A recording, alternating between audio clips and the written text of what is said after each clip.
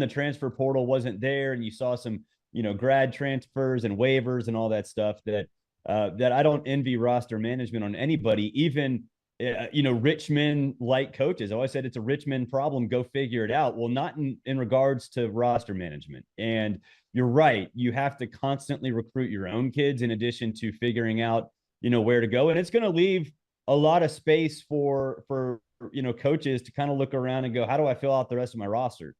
So yeah, it's difficult, and you do have to keep your roster happy. I do think though, Trey, and I don't know if you've thought about this, but it was something I was thinking about the other day, is that it has the transfer portal window, I think was necessary. It's crazy and wild or whatever, but it was necessary because it prevented players from leaving, at any time they wanted.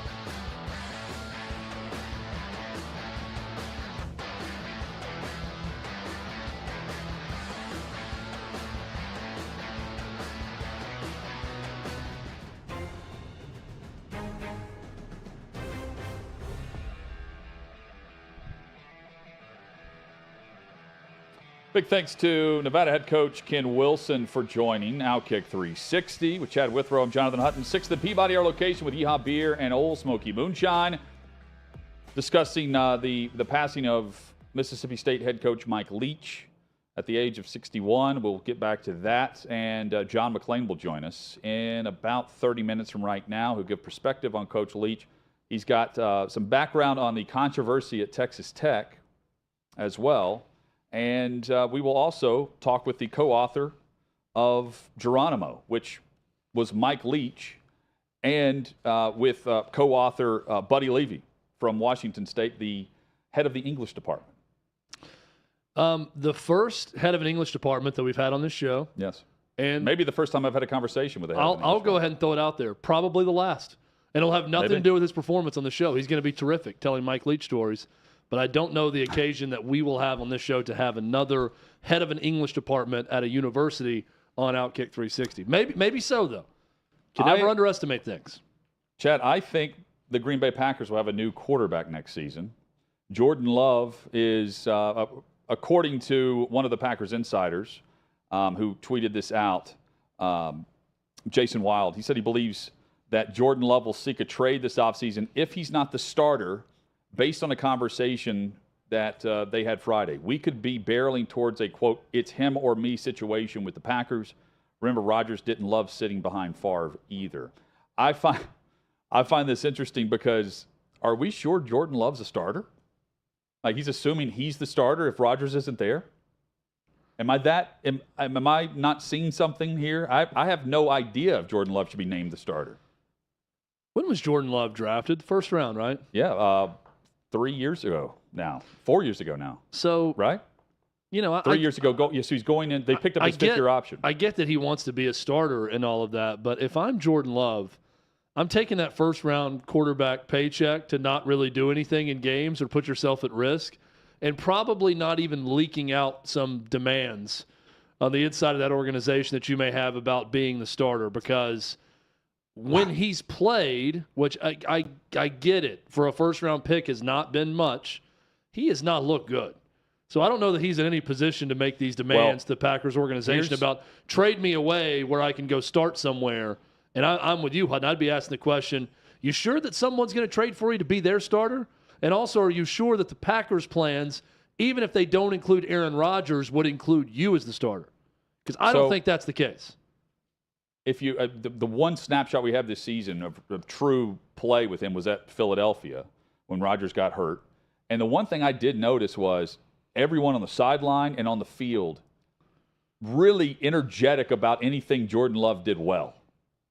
Like the energy level picked up a bit whenever Love got on the field. And it's subtle, right? But you can see just a different level of focus on what's he doing. And when something went well, you could see the reaction to it. It's just different. And I wonder if once they're mathematically eliminated, how things are treated. Now, Rodgers went on the Pat McAfee show and said, hey, we get a win this week. Then we're headed to warm climate weather in Florida. Who knows? You know, we could go on a run here. But so he's not giving up anything. He's not conceding anything. But from Love's perspective, he needs to show something because he wants to be a factor for a second contract. And he doesn't want backup money or tryout money for a second contract. As a quarterback in the NFL, you get paid in your second deal. And he's got to set himself up for that. I think he'll do it in Green Bay. Not set himself up, have the opportunity That's the best bet. But if Green Bay is telling you by trading him or doing something else that he's not in line to be the starter, that's pretty much all I need to know if I'm another team that's looking at Jordan Love. 80 pass attempts for his career, Jordan Love. Aaron Rodgers, 3 years left on that mega deal. OutKick 360 rolls on. College football's in trouble. There's a lot of people trying to keep it from happening. I think it's a general consensus across the college football landscape. We want to play football. College football is a huge part of the fall. It's a huge part of Americana itself. It just really felt like people in the country needed college football to just feel a little sense of normal. Big news from the Big Ten as the conference releasing its 10-game football schedule. We go home thinking there's going to be practice the next day. Everybody gets a text, stay home, everything's canceled. Big Ten fall football season has been canceled. We just believe collectively there's too much uncertainty. I guess what I'm trying to understand, though, Kevin, is that was the same position you had 6 days ago. The Big Ten is an unmitigated disaster. There was a ton of confusion. There was presidents saying one thing, there was coaches saying another. Players had to be silent, coaches had to be silent, ADs had to be silent. People said, how does what you just did make any sense? And nobody really knew what the heck happened when they voted to cancel the season. You make this huge historical announcement, and then Kevin Warren never does a press conference to explain it. It was like a masterclass in how not to handle a crisis. The word really that was lacking in all this is transparency. It felt like a lot of stuff was happening behind closed doors. Even today, we still don't know what occurred. So you don't tell us parents, that's fine, but you're not telling the young men that it affects. We have to make a decision to save the season. What about the history books? What about the rivalry games? What about Paul Bunyan's axe? How is that not going to go to a team this year? This is a failure of epic magnitude. The Big Ten presidents and leaders should be held accountable for the disastrous decisions that they're making. Then the commissioner doubles down, saying his decision will not be revisited. And that's the point. It felt like a war was declared on the Big Ten and Kevin Warren. Everything turned political. Because if this is medical, then you would have stopped the game of football a long time ago. I think the Big Ten leaders will tell you that they probably made a mistake in hindsight. If I had the chance to do it all over last year, I would make the same decisions that we made.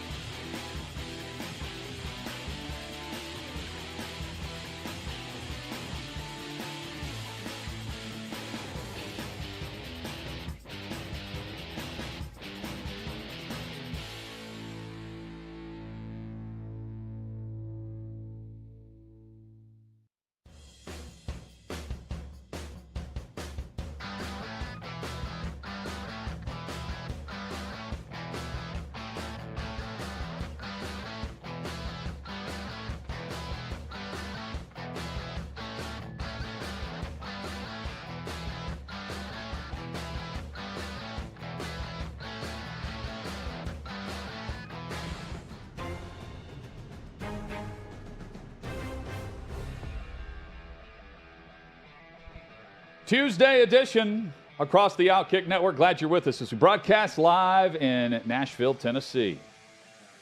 6th and Peabody with Yeehaw Beer, Old Smoky Moonshine. We've got John McClain coming up. He will join us to talk NFL headlines and the passing of Mike Leach. That's the headline of the day. We'll be doing that throughout the show. That's in 20 minutes from right now. Chad, also looking forward to talking with Buddy Levy, as you mentioned, and I agree. The last head of the English department guest we'll have on this show, first and last, but for good reason. He was the co-author with Mike Leach on their book, Geronimo, Leadership from an American Warrior, that they wrote while Leach was the head coach at Washington State. And that is where Levy remains as the head of the English department at Washington State University. I've got so many geography questions. I'll probably just Google this at some point for Levy that I'm not going to get into because we need to talk about Mike Leach. Yeah. But he is an English professor at Washington State in Pullman, Washington. But his Twitter account says that he lives in Moscow, Idaho. Now, I know that there is a border battle between Washington State and Idaho. Wow. And a bit of a rivalry where, like, Idaho kids will go to Pullman to go out, or vice versa. Pullman, Washington State students will go on their turf and go to bars in Moscow, Idaho. But I'm curious about the commute across state lines from Moscow, Idaho to Pullman, Washington. So, again, I'll look this up on my own, but it's things like this that really get me thinking. We have a couple of hours here where we welcome your reaction. You can join us on social media at OutKick360. Hit us with your best memory of Mike Leach. Maybe it's an interview, maybe it's from SEC Media Days, whatever it is. Give it there on social, but you can also join us in the YouTube chat. We hope you'll subscribe, hit the like button, give us a thumbs up, and join us in there. And you can join us with the memories that you have of Coach. We've got some other things coming up with Leach as well as we go down with some of his better interviews and topics and rants, and I call them wormholes because that's what I do. If I go down YouTube with topics, I'm trying to figure out different perspectives on things. Leach pops up a lot if you Google just random topics because chances are he's gone down a path where the interview is off the rails. I've often wondered, Chad, what do you think the football reporters / sideline reporter, host, whatever it might be, they're thinking? Because we've been in this. You've got a producer in your headset and your ear telling you they want certain stuff about the game, and there is no way that he's giving you that. Pre-game, post-game, halftime, he's taking it off the rails. I mean, first off, any producer in my ear that would yell that to me or TV truck, I would tell them off air they are idiots if they want something other than what Mike Leach is going to give them. Now, because he gives everyone way better than 99% of coaches would have ever given you. No doubt. At halftime or post-game. We're going to have audio later and video of him with Alyssa Lang of SEC Network. He's giving wedding advice. And she's marrying, by the way, Trevor Sikkema, who we've had on the show 2 or 3 times, who covers the NFL draft. And he's calling out Trevor on camera on this. If there's someone telling me in my ear, hey, get back to that play in the second half. Ask about Minshew's where play. The secondary, that penalty on give me a break. Dialing up that play. This is gold with Mike Leach. He also had a memorable, I forget who it was with, but he's walking off the field at halftime of the Alabama game. And I think it's Molly McGrath. Okay. And Molly McGrath says, what are your thoughts on the officiating in that first half? And Leach responded with well, you saw it, right? You guys back there also saw it. I'm taking. So how about you give your thoughts, and then later on I'll go back and watch and tell you whether or not I agree. I'd love to hear your thoughts on the officiating in that half. But a producer wanted classic. That. Yeah, it was great. On the officials. You mentioned the wedding. Yeah. Here is. We have it now. Here's Alyssa Lang discussing the wedding with Mike Leach. I know you have strong thoughts on weddings. I'm in the middle of planning one right now. Do you have any advice for me? Who are you marrying? His name is Trevor. Okay, yeah, well, I'll have to just set up a meeting and I'll talk to him. What does Trevor do for a living? He works in sports as well, covers football. Really? Well, I don't know. We'll keep a close eye on it, but whatever you and Trevor decide, I would kind of keep it on the down low, which you failed to do that. Trevor was probably planning to, but you didn't. So go ahead and don't say anything else about it, but as soon as the season's over, or even an off week, go elope. Trust me on that. Go elope. Go elope. That is sage advice from the father of daughters right there, which Mike Leach is, on going and eloping, because that is saving the father of the bride a lot of money if that happens. So that he's looking at it from that perspective. I love how surprised he sounded when he heard that he was he's in sports also. Oh, really? Covers football, huh? Never heard of him. Mike Leach almost had this thing. Oh, really? Covers football. Well, I'll have to do some research on that. College basketball update, Chad. The Tennessee Volunteers up to number 6 in the AP Top 25. Purdue moves into the top spot because we saw Alabama win this weekend and take down the number 1 Houston Cougars. And so Alabama is ahead of Houston at number 4 in the country. So your top 5 right now: Purdue, Virginia, UConn, Alabama, and Houston. Texas at 7, right behind Tennessee. They're playing coming up, right, or soon, or something in the conference.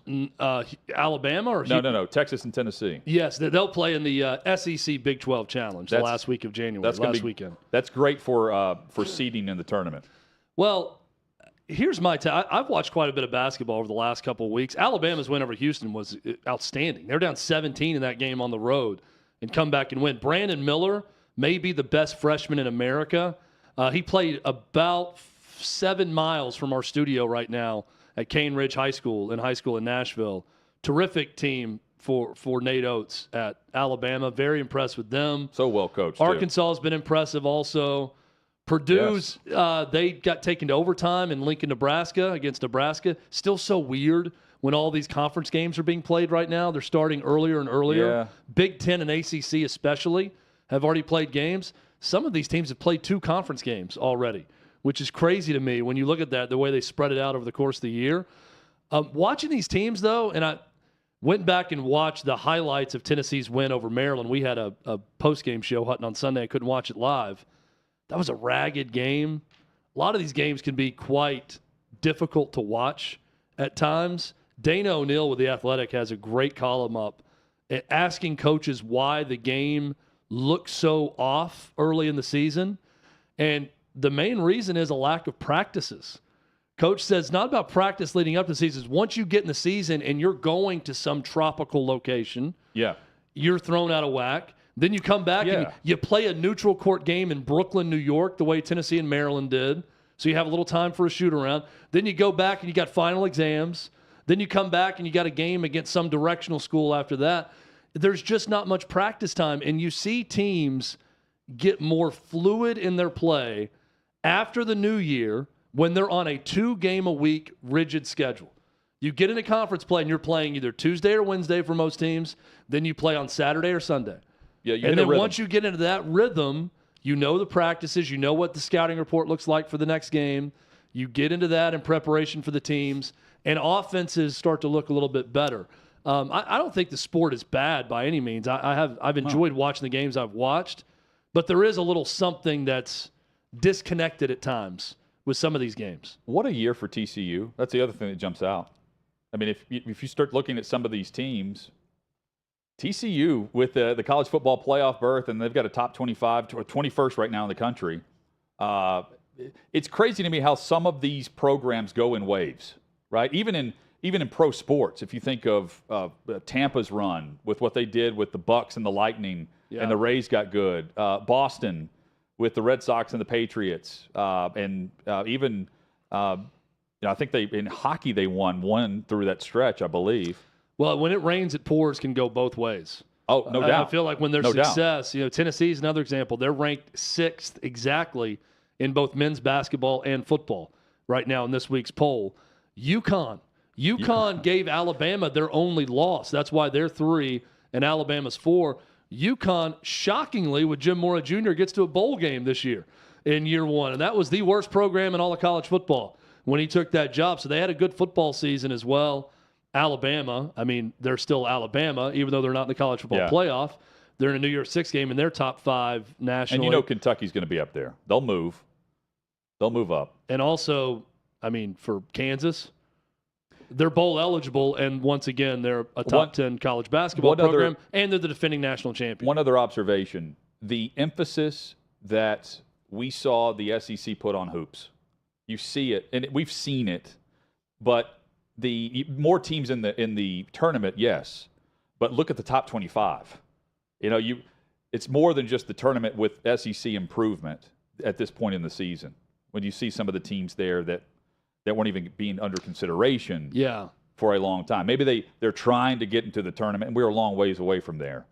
But the emphasis from Greg Sankey, where he brought those basketball coaches in and the ADs and said, hey, we are going to improve. And now they are at the top of the sport in terms of competition. And same for – you're mentioning them in the same breath as the other top conferences for basketball. And the new coaches, for the most part, are doing very well in the SEC. Chris Jans at Mississippi State has them at number 17, his first year there. They got a pretty talented roster, but they're playing great defense the same way his New Mexico State teams always played great defense. It's translating immediately with that. Dennis Gates at Missouri had them undefeated. They hosted Kansas this weekend. I watched quite a bit of that game. They were not ready for prime time. Kansas blew them out in the first half and never looked back in that game. So that's more of a product of a weak schedule to get off to the 8-0 start the way Missouri did more than anything else. But, yeah, the SEC in basketball has become a powerhouse. The Blue Bloods on this list, though, and one that's not there. North Carolina has went from number 1 to out of the top 25. Duke, Kentucky, Kansas.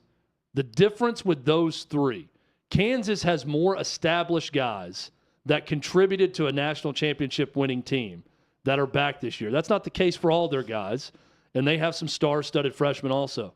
With Duke and Kentucky, the way they bring in these one-and-done players, I have a hard time even watching one of their games until we get to February at a minimum, where I get to know these guys a little bit more. Yeah.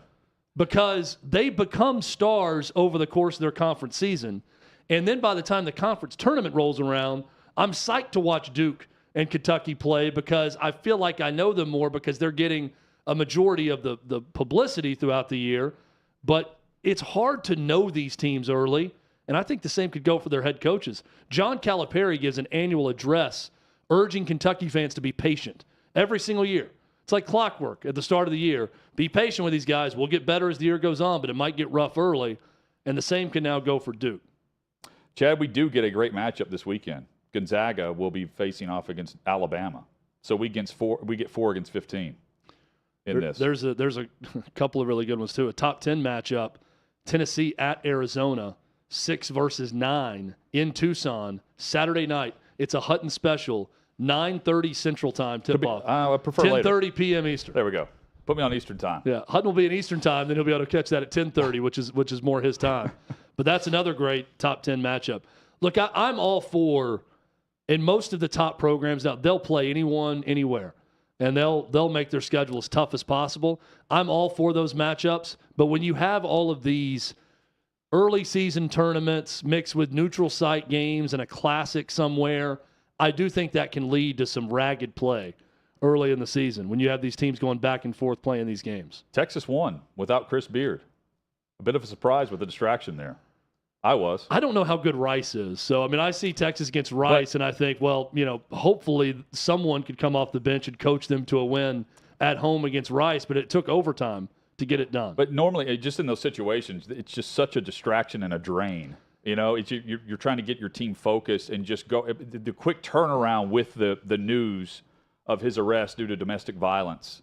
You want to make it less of a distraction? Go ahead and fire him. Hutton, I don't know how you don't. Based on the account, the details, it's ugly. It's attempted murder almost with what the way the claim is. Now, if there is somehow some way that it's completely fabricated, the way the attorney is claiming, and someone comes back and says, well, it didn't happen quite that way, and it gets reduced to a misdemeanor or something, maybe he serves a 10, 15-game suspension. But I just don't know any way that this is made up. And if this is even remotely true, what's being accused, you got to fire him with cause. And I'm not someone who's immediately fire everyone the moment something bad happens. But with a felony assault charge, a family violence charge, strangulation involved, it's to me, it's pretty cut and dry.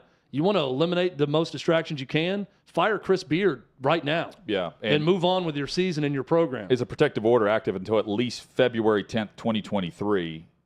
which means he can't come in contact or within like 200 yards of her.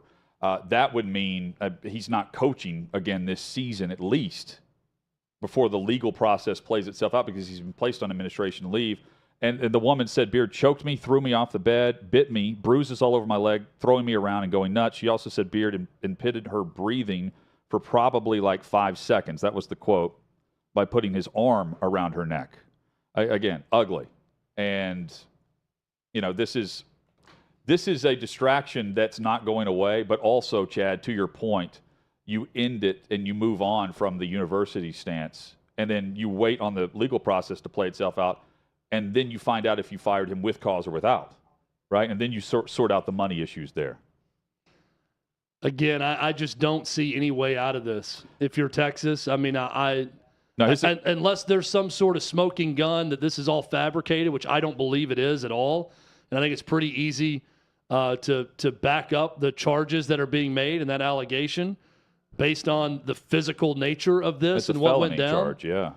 I mean, it's grounds to fire him with cause. Perry Mitten, his attorney, says that his client is 100% innocent. And again, that now the attorney also claims that the complainant, the victim in this, wanted him released from jail immediately, and is saying that it didn't. It's weird. He's making a lot of claims about the victim in this that I've not seen anywhere else. Yeah, again, we can only report and discuss the two sides. We know details based on the police report and what they've quoted the victim saying in this case. John McClain's coming up. Before we get to John, he'll give us some perspective on the passing of Mike Leach.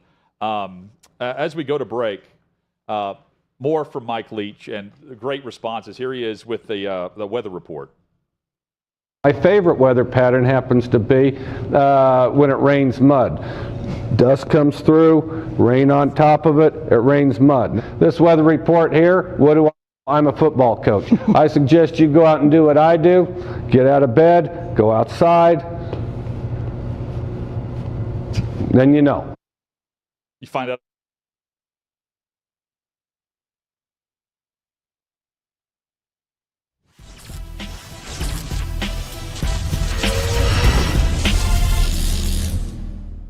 Today's edition of the Trey Wallace Podcast. Happy to be joined by Barrett Salee. Everything is powered by OutKick.com. Barrett Salee of CBS Sports joins us. What's up, buddy? Oh, just getting through transfer portal palooza, bowl games. It's funny, Trey. I don't know if you feel this way, but I've noticed this for a while now. The offseason in college football is so much crazier because there's no structure to it. Like there's not like a pattern like there is during game week. I mean, it's been crazy the last couple of days. It hasn't stopped, and that's the wild part about it. I mean, we were sitting in Atlanta on Saturday afternoon and watching Georgia demolish LSU, and we knew what was coming on Monday. And I don't think we expected it to be as we knew it was going to be crazy in a sense of there's going to be a lot of people testing the waters. But man, what we are seeing in the transfer portal, Barrett, it is setting up for the future. And there's a lot of kids that are going to be looking for homes after January, I think, that aren't going to have a spot.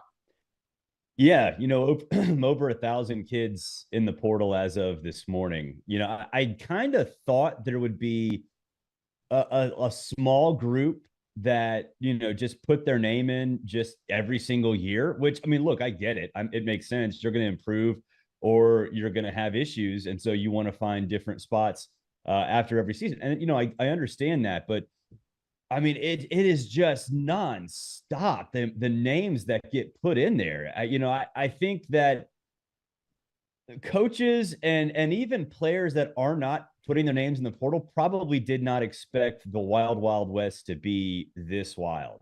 And the fact that you're getting so much booster money, collective money put in, the NCAA has got to be throwing their hands up in Indianapolis like, what do we do? What do we do? Because you're not supposed to recruit with NIL inducements.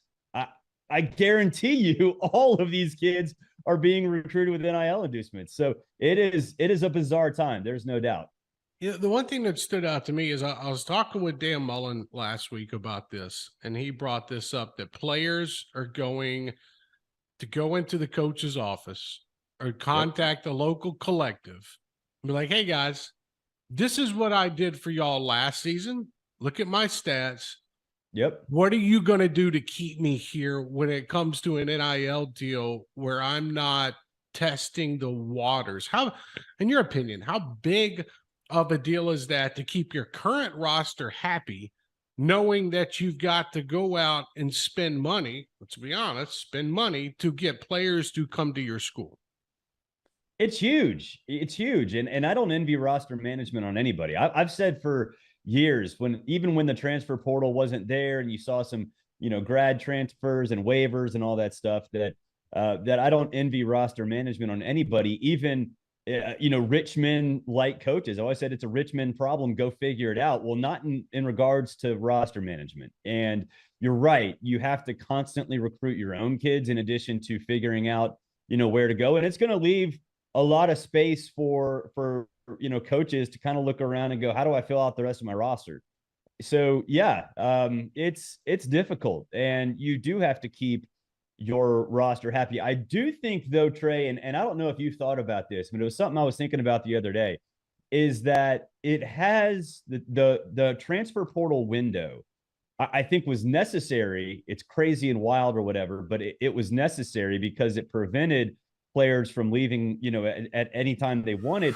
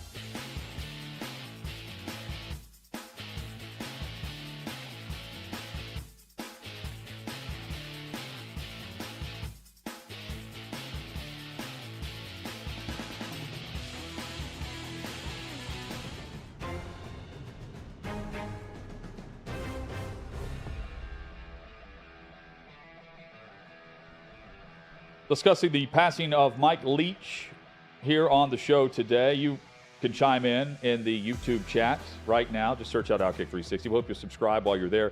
And you can also hit us up on Twitter or Instagram at OutKick 360. John McClain joins us as well from GallerySports.com. Joins us each and every Tuesday. We're going to hit some NFL headlines throughout this hour and also reminisce on Coach Leach. John, hope you're doing well. Guys, I am. Merry Christmas. Happy holidays. There was a lot of Texas Tech fans in Houston area, as you can imagine. They loved Mike Leach when he was there. And I'll never forget when he got there after 1 year at Oklahoma, they found out in a hurry. He was eccentric. He was a character. He liked pirates. He taught about pirates and the camaraderie. He liked Geronimo and Daniel Boone, and he loved history. And he also loved the weather. One time, 11 TV station, he showed up, said he wanted to do the weather. We just played that, saying, Did you? So you saw that. And that was one of the early things he was on that got him a lot of attention that had not much to do with football.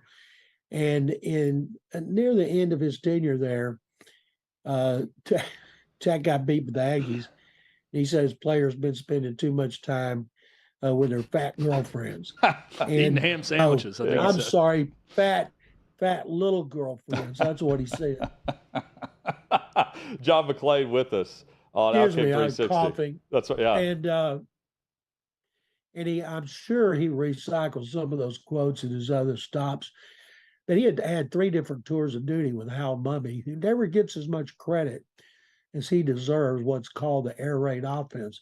Leach gives the credit. And the reason he ran it at Tech, he said, when you're out here in Lubbock, you're not going to be able to get the good offensive linemen to come out here. They want to go to Texas and A&M and Oklahoma and LSU. So we're going to use the pass like the run. They just set up the run, and they did. And people never gave him a lot of respect for it, but he sure turned around that program, put it to great use. Well, and John, you know better than anyone in that state and the work you've done there and having attended Baylor about programs that historically have not been very good. And that's what blows me away about Mike Leach. He won 60% of his games at Texas Tech, Washington State, and Mississippi State.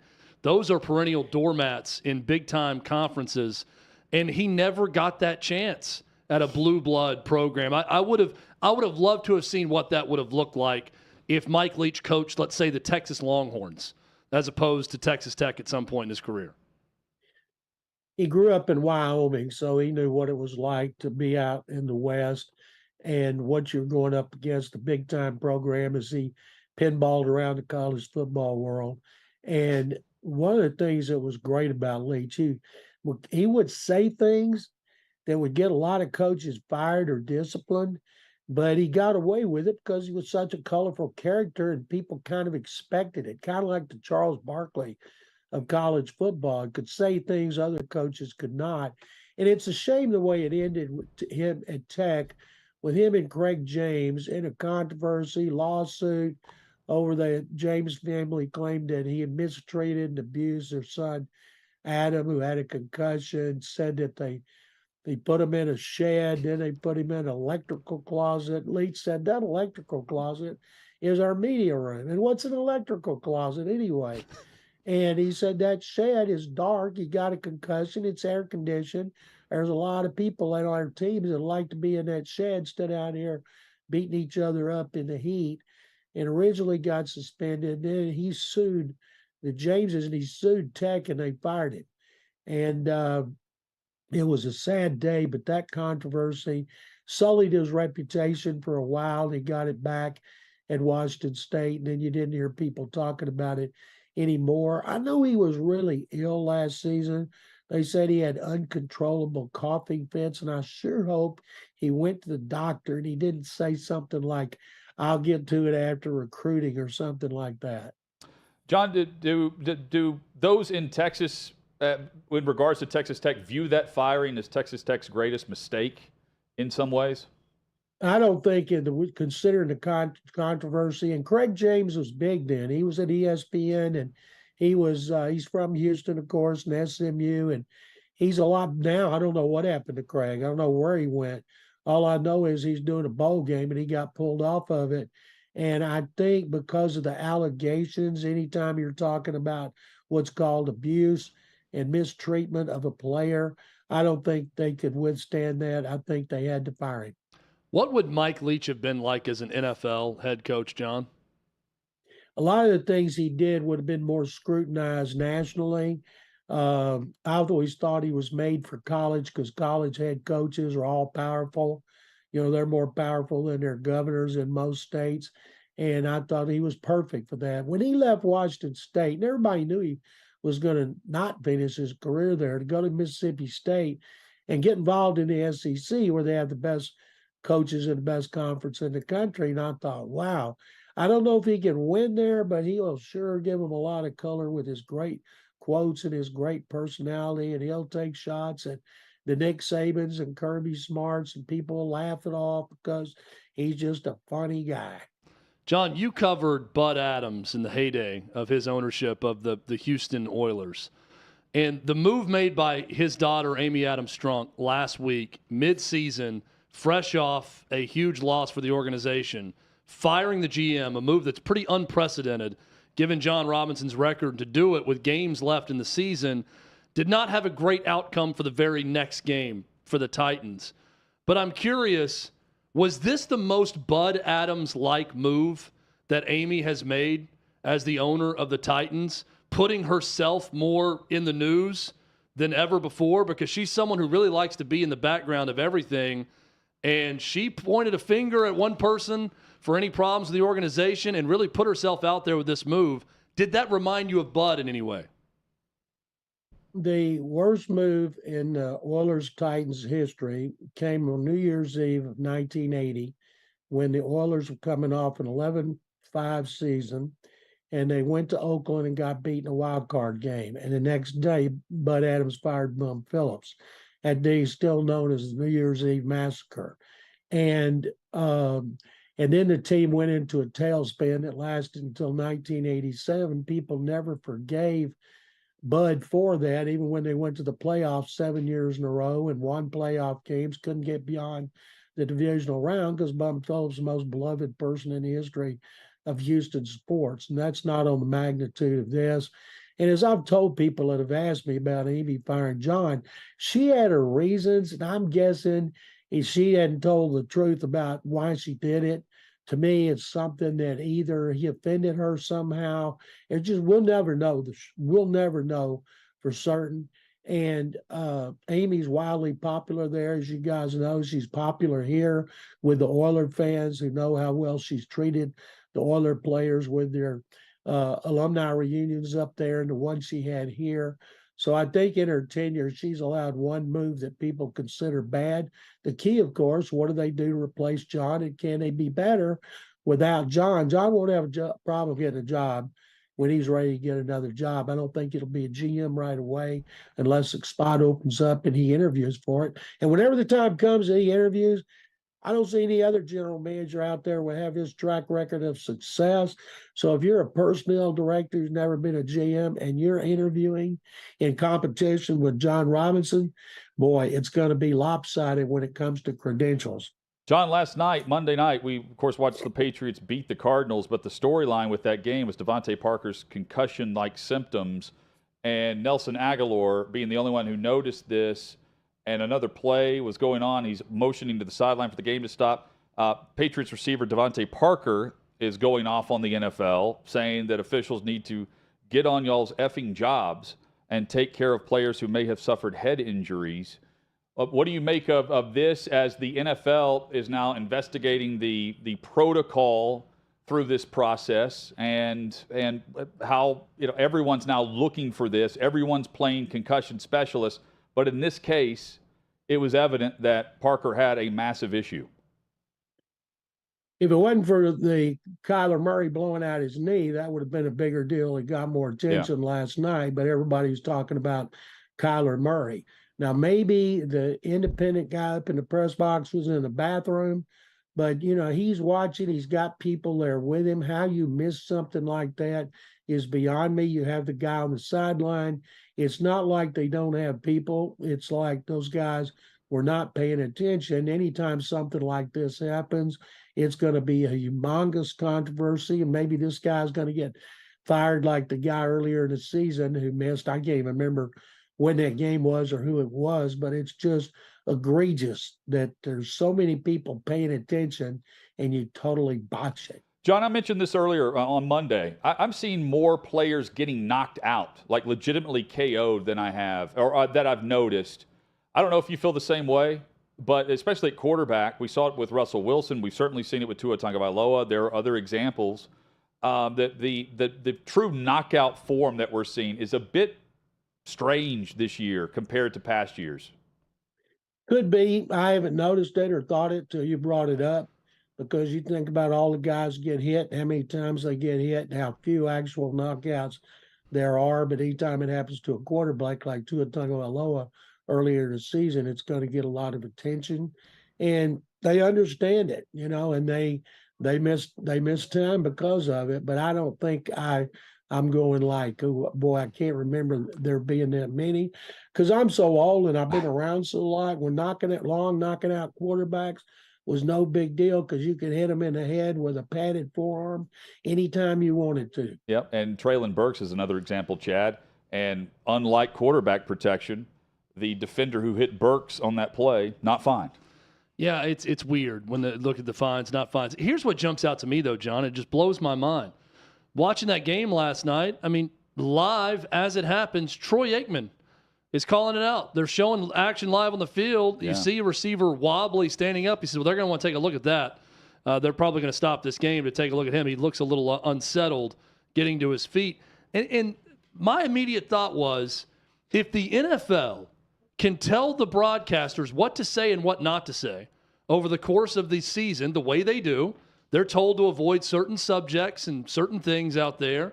If you're going to have that level of cooperation, then why isn't someone listening to the broadcast of the TV of what's going on with the NFL, that in case there's something they miss with 22 players on the field that's picked up by the television network, and Troy Aikman is saying it to America who's watching the game, where they could take that cue and it could stop this. I've always thought that there's this weird divide between the broadcast and the league over the course of the game, until the league wants to get involved in the broadcast and tell them what not to say. Then they want to be involved in that. They do have someone listening to the broadcast. Cadillac, they've got the broadcast going in their command center at the NFL office. They hear everything. So if they hear Troy Aikman say that, maybe they just assumed that the guy in the stands and the guy on the sideline would take him out, take him under the tent, or take him straight to the locker room, and then they didn't. But they botched it at every level. But it's not because they don't hear it; they hear it. Yeah, and they have someone called an NFL observer, and he or she at every stadium, and he or she is sitting in front of me. Box. Yeah, sits right in front of me at the stadium each Sunday, and they have a headset. They put it on, and they can hear the broadcast. They can flip to all of them if they so choose. And I think they're basically just monitoring to see what the conversation's like. And then they report back on what, I don't know what else they're observing on. I guess what I'm asking is, would that person then have the ability to nudge someone and say, stop the game because of what's going on in the field, in case everyone else misses it, where you could do it quickly in real time? Or are they just like a stenographer, taking notes on what the broadcast is saying? I think the over, and I'm not against protection against concussions, but the previous protocol that was in place, sometimes they're reviewing, they're on the sideline, like reviewing, rewinding to see the hit, and they're trying to figure out, did 51, should we pull him off the field? Should we take him into the tent to give him a concussion test? Sometimes it took way too long because they weren't really sure, but they were trying to figure it out. In this case, thankfully, Nelson Aguilar was there to protect the player. That's the other thing with this now. For the longest time, John, there was like this in-between of players, we know what we're getting into. We're going to stay on the field because that's how we feed families. And in this case, you actually have the players saying, guys, we have a big issue here, knowing that in this case, Devontae Parker's going to miss the rest of the game and potentially and probably next week until he passes the concussion protocol. They just blew it at every level. Yes, you're right on that. McClain with us. We're talking NFL headlines. Brock Purdy, John, your reaction to what he's done in San Francisco, and whether or not, do you think this is overblown, his impact on this offense, or are you buying into Brock Purdy, the quarterback, because Nick Bosa is? I watched Brock Purdy at Iowa State. I tell people it's like he was there 8 years. I watched him a lot. He played Baylor every year. He was a good, tough quarterback. Nobody thought he was great. Nobody expected much from him in the NFL, including the 49ers, who used the last pick in the draft on him. And when I saw that, I thought, well, he'll last on a couple of practice squads. Maybe he'll move up to third team someday, and then he'll be a coach for somebody. I'm astonished. Kyle Shanahan gets a lot of credit. That coaching staff has done a tremendous job to prepare him for coming off the bench last week, for starting this week. And Purdy, of course, has done a tremendous job as well. And I also, the greatest thing I saw in an NFL game on Sunday was when he threw a touchdown pass with his family in the stands. His dad started crying, and they were focused on it, and it showed him sitting there crying. I thought, wow, that's great. Too bad we don't see more things like that than everybody in the NFL blowing the concussion last night. I think as long as it's good, they're going to go with him. They passed up Baker Mayfield. They like what they got. And, Garoppolo's going to be unrestricted. They think he can come back. I've never bought him coming back. He's going to be an unrestricted free agent, but it's Purdy or bust, and Josh Johnson or bust. John, how stunned were you to see the team you cover there in Houston, the Texans, go on the road and have every opportunity to knock off the Cowboys in that game before Zeke Elliott scored in the final minute? Chad, I wasn't surprised at all. I picked it Cowboys 41-13. Of course I was surprised. I was shocked. Everybody was. I couldn't believe it. And if not for terrible play calling and use of personnel by offensive coordinator Pep Hamilton in the last 5 minutes, they might actually won that game. Last week, they had 1st and goal at the 3, had some terrible calls and personnel. This week, 1st and goal at the 4, and they couldn't score. Had they scored there, it wouldn't have mattered if the Cowboys scored another touchdown. Now, I never thought for an instant they were going to win that game. Even we're on the 4-yard line and then the 1-yard line and the 2-yard line, I'm thinking these are the Texans. They have the worst offense in the NFL. They got bad coaching. They'll find a way to blow it, and they did. And the players, you don't get anything from a close victory. But as I said afterward, there's a lot of Cowboys emptying their pants, and there's a lot of Cowboy fans. 93,000 of them. There might have been 200 or 300 Texans fans there. They emptied their pants too, because they'd have been 3 games behind the Eagles, sucking their tailpipes, as I called it. And that's the Texans' best game playing and coaching this season up until the last 5 minutes. John, you're right. There are no moral victories in the NFL. There are big moments for certain players, though, in losses, and especially at quarterback. Mike White had that moment playing through, not once but twice, the rib injury, with not just with Robert Saleh, but that goes a long way with the locker room. You've certainly seen your fair share of these moments throughout your career covering the league. What did you think when you saw what Mike White did and the respect that he will earn there within the New York Jets organization? Players love players who are tough, will do everything they possibly can to play. And I always said there's a lot of guys will miss 2 weeks if they get shampoo in their eyes. But in this case, he's tough. He fits the New York, the lifestyle up there where they want their guys to be tough. His first game, he threw over 400 yards, 3 touchdowns in his career. First guy to ever do that in his first start. And the more he plays and the more they see him on and off the field, the more they like him. And I'm thinking, okay, why didn't the coaches do this before? Why did they draft Zach Wilson 2nd overall? And I don't think Wilson's gone. I think he'll be back next year. But White is one tough dude. And who doesn't like a guy like that and admire a guy like that too? How about this story? And we'll end with this because it's just weird based on the guy involved here. Headline from Yahoo Sports.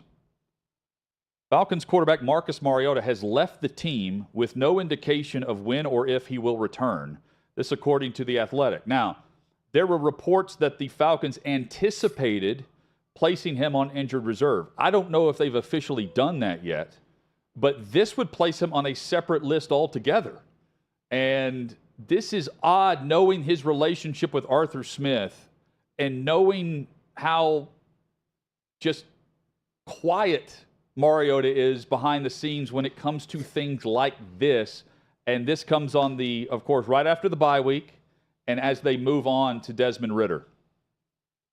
What a stupid thing for him to do, because any move you make at this time of year is an audition for your next employer.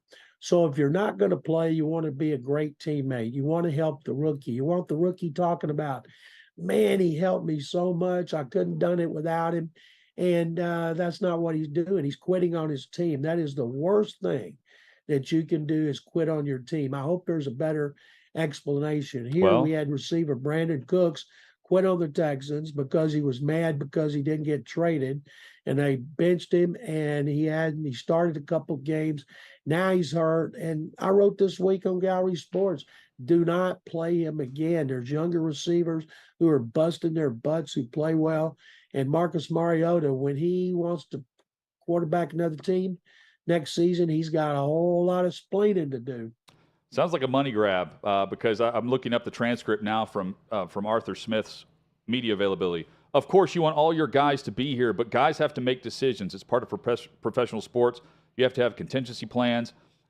He added that on Monday, Mariota was also likely to be placed on injured reserve with what Smith described as, quote, chronic knee injury. A chronic knee injury. Mariota's knee is, quote, nothing that has been an issue this season, but that's his prerogative. So, and then he kind of tailed off there. So he's saying that Mariota was lobbying to go on injured reserve, And when they haven't placed him on there yet, as they go into week 15 off their bye, he's bolted. This is not the guy that was here in Nashville for sure, or in Atlanta starting. I don't care what happened. I don't care Yeah. who's to blame. You can't be involved in a situation like this when you know next year you're going to have a different zip code. Yep. John, thank you as always. We love the perspective and insight, and have a great weekend. Merry Christmas to you. Jonathan and Cadillac, Merry Christmas to you guys as well, and thank you very much as always. Merry Christmas, John. Thank you. John McClain.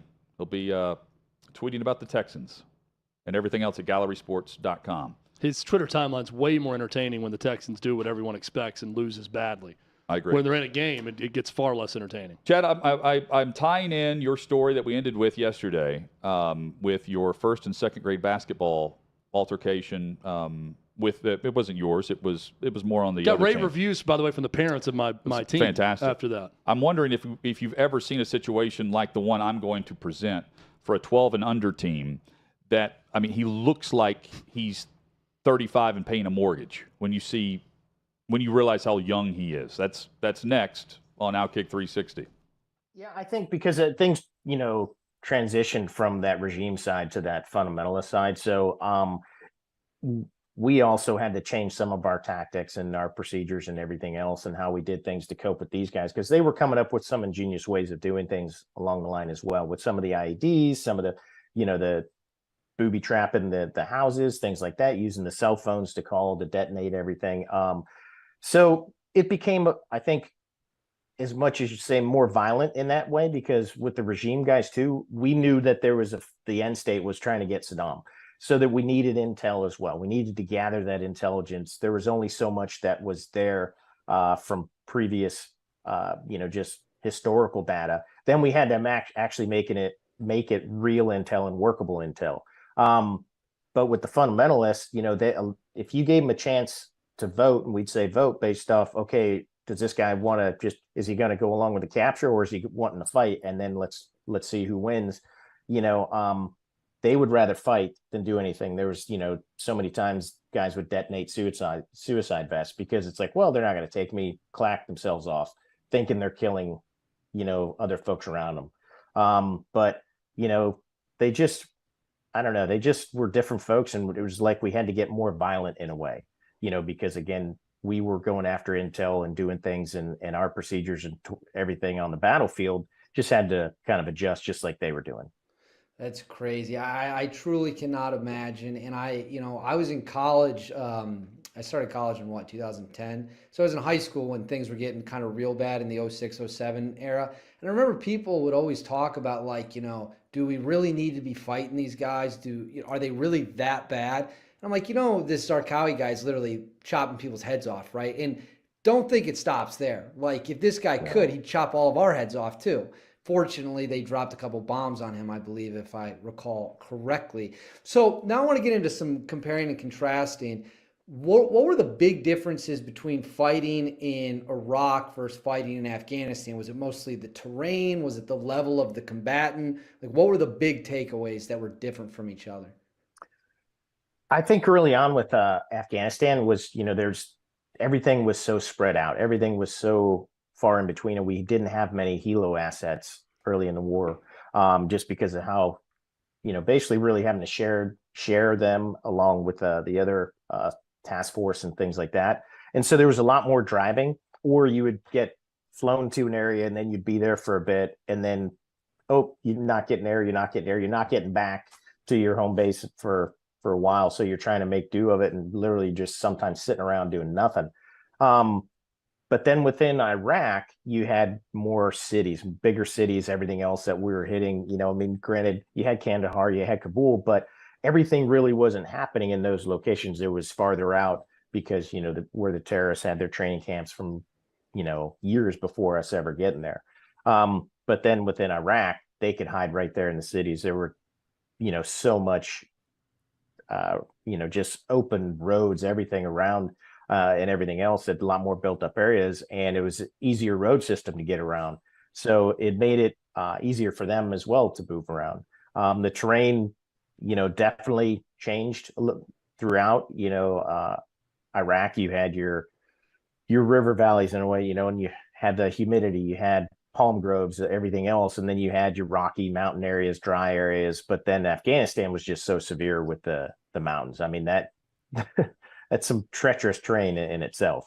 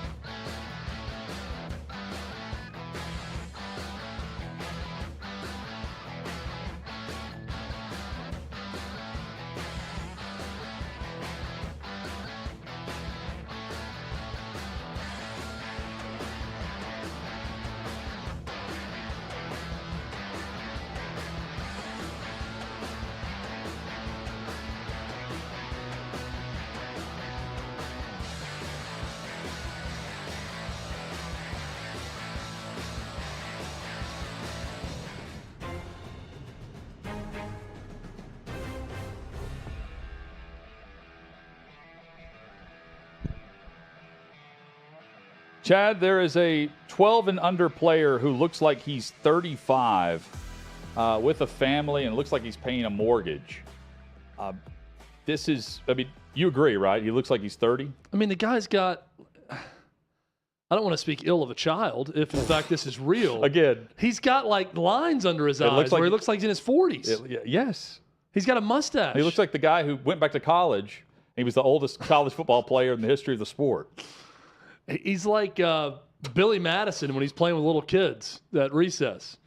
I mean, this can't be real. It's this real. Is a social experiment, OutKick.com right? has the story. I mean, can we trace him to have offers from Nick Saban and Brian Kelly right now? Has this guy already been offered by? That's how I know it's real. So imagine. Remember Leonard Fournette was offered at like 11 years old by everyone? Yes. And he looked sort of like this guy, but maybe 20 years younger. Leonard Fournette looked 19 or 20 when he was 11. This guy at 12. This guy looks like Leonard Fournette. He's 42. Now. Yeah. Current Leonard Fournette. Yeah. This is current Leonard Fournette posing as a 12-year-old boy. So any instance of that on the floor while you're coaching in this first and second grade? Is there any? Do you feel like any of those girls are like in the fourth or fifth grade? We have not encountered that yet. Okay. There is so our school that we go to, the next team up, the third and fourth grade team, I think it is. Yes. They have a girl who's very tall, and I think they get some looks like that from the other coaches, like show me your birth certificate type thing when she takes the floor. So the story from Joe Kinsey. Joe Kinsey gets all the great stories. Jeremiah Johnson is his name. Oh, come on. And this is make-believe. They're trying to figure out if that's a real tattoo on his arm. You see it on the left, the right arm? I think he's holding the MVP trophy. It looks like a henna. It doesn't look real to me. It looks like a henna tattoo. Yes. He got that on spring break in PCB with his other 21-year-old buddies. His mom commented and said, quote, I remember him on the 10U. He had a mustache then too. Now, I do remember there was always, I feel like every guy can relate to this. There's always the one dude in like 6th grade that hits puberty first, and he's got the mustache, like you know what I mean? Like you've got the peach fuzz going way too early. But that's 6th grade. She's saying 10 years old. Right. That's fourth. I didn't know any 4th graders with a mustache. And that's as young as I can remember, where I was like, man, this dude's turning into a man way before anyone else, and I'm extremely jealous of it because he was, he was the alpha. Now, he ran the school. Jeremiah Johnson is from this country, right? We're to assume that he's from the United States? He's playing football. Because we've seen the issues with birth certificates in other countries before. This is in Miami at the Youth National Championships. The Rafael Fracall of youth football in Miami. But he plays in Texas, apparently. Hey, good luck to the young man. If he's really 12 years old, I hope if your favorite program doesn't offer him, they're doing something wrong. Headlines next. College football's in trouble. There's a lot of people trying to keep it from happening. I think it's a general consensus across the college football landscape. We want to play football. College football is a huge part of the fall. It's a huge part of Americana itself. It just really felt like people in the country needed college football to just feel a little sense of normal. Big news from the Big Ten as the conference releasing its 10-game football schedule. We go home thinking that we're going to be practicing the next day. Everybody gets a text, stay home, everything's canceled. Big Ten fall football season has been canceled. We just believe collectively there's too much uncertainty. I guess what I'm trying to understand, though, Kevin, is that was the same position you had 6 days ago. The Big Ten is an unmitigated disaster. There was a ton of confusion. There was presidents saying one thing, there was coaches saying another. Players had to be silent, coaches had to be silent, ADs had to be silent. People said, how does what you just did make any sense? And nobody really knew what the heck happened when they voted to cancel the season. You make this huge historical announcement, and then Kevin Warren never does a press conference to explain it. It was like a masterclass in how not to handle a crisis. The word really that was lacking in all of this is transparency. It felt like a lot of stuff was happening behind closed doors. Even today, we still don't know what occurred. So you don't tell us parents, that's fine, but you're not telling the young men that it affects. We have to make a decision to save the season. What about the history books? What about the rivalry games? What about Paul Bunyan's axe? How is that not going to go to a team this year? This is a failure of epic magnitude. The Big Ten presidents and leaders should be held accountable for the disastrous decisions that they're making. Then the commissioner doubles down, saying his decision will not be revisited. And that's the point it felt like a war was declared on the Big Ten and Kevin Warren. Everything turned political. Because if this is medical, then you would have stopped the game of football a long time ago. I think the Big Ten leaders will tell you that they probably made a mistake in hindsight. If I had the chance to do it all over last year, I would make the same decisions that we made.